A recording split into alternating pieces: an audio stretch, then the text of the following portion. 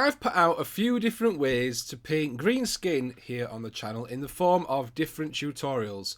But when I received this absolutely amazing model from Warplock Miniatures, I decided that I wanted to try something different. So let's try something new. I'll see you after this. Pickle jar, miniatures, excellent.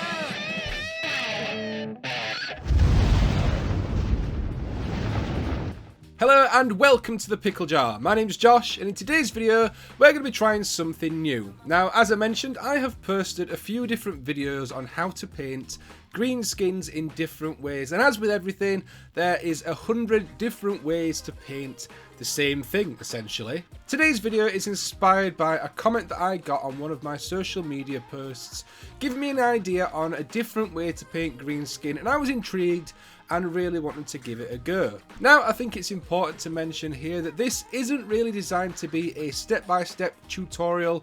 This is just me trying something new, something that I've not done before, a different technique on how to do green skin, and documenting it here so that you guys can see, and then if you want to try and emulate what I'm doing, you can either make alterations or add bits or take other bits away depending on what you want to achieve. Now today I'm working on this absolutely fantastic model from Warplock Miniatures. The guys over at Warplock sent me this over to work on and to show off on the video as promotion for their current Kickstarter.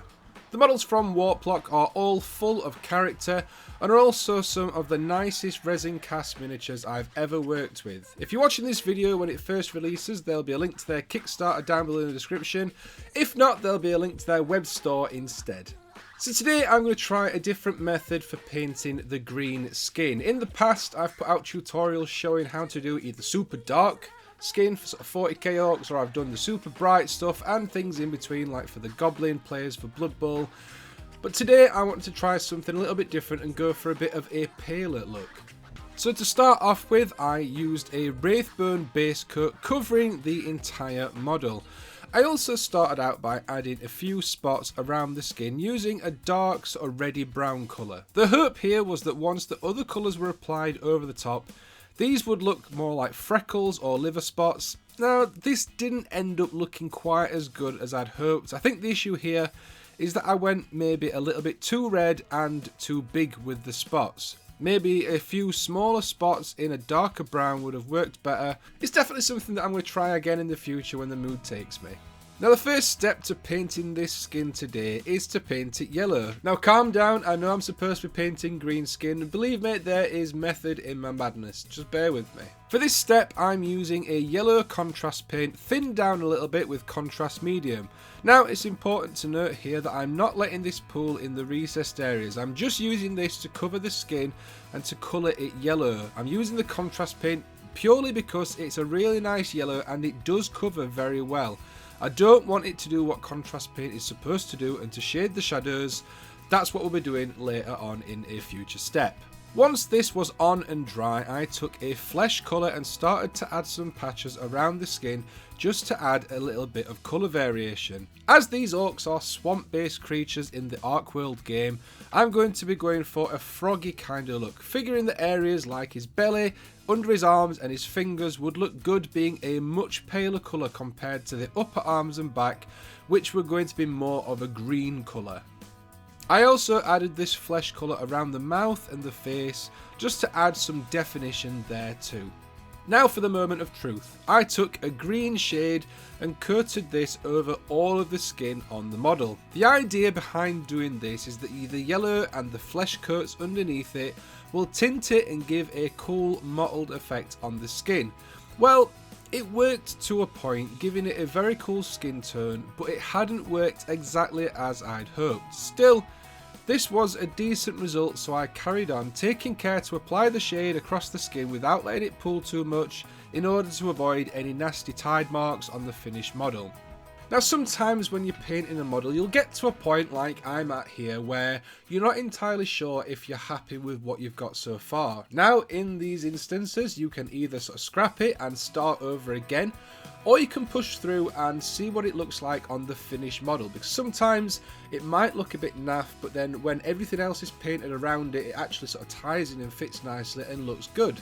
So in this instance I decided to push on and carry on painting the rest of the model to see what it looked like against that. I ended up adding a very faint dry brush of the flesh tone to select areas of the skin just to pull some of the areas back down from being quite bright and high contrasted. I didn't want this to be a super neon green, I wanted a nice pale look, and I was a lot happier with the end result after adding this flesh dry brush.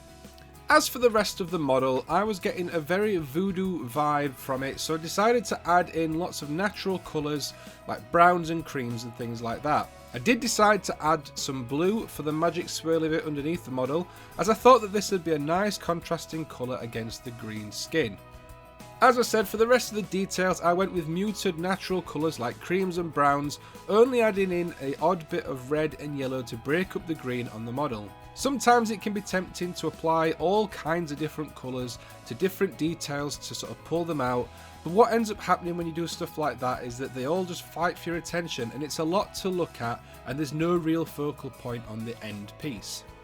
Overall, I'm happy that I tried something new with this model. It's always a good idea to try a new style, to have a go at a different approach to something that you've done 100 times, or just to take a suggestion and work on it to make it work. I think the next time that I try this, I'll put more emphasis on the flesh colour before I apply the green over the top, and I also maybe not use the green shade that I did and instead mix up a paler green colour to use in its place. What do you guys think? What would you have done differently? Let me know down below in the comments. Regardless, I'm happy with how this model looks. It was a lot of fun to work on, and I want to once again say a huge thank you to Warplock Miniatures for sending me this out to work on. If you'd like to support Warplock, don't forget to check out the link down below in the description. I hope you've enjoyed the video and found it entertaining. If you have, be sure to leave a like down below. If you'd like to support the channel, there are links to our affiliates down below in the description, as well as a link to our official channel sponsor, Broken Turd. If you feel like hanging out, I live stream here on YouTube every Wednesday night at 8 PM, and we also have our own Discord server where I can be found most of the time. Finally, I'd like to say a massive thank you to our channel members. Pretzel and Frost and Face are our first two Loki Lovers members, and I want to say a massive thank you for helping support the channel and helping us continue to do what we're doing. If you'd like to join our membership, you can check out the link down below in the description, or if you're watching on PC, click the join button next to the subscribe button. That's all from me, and I'll see you next week with another video.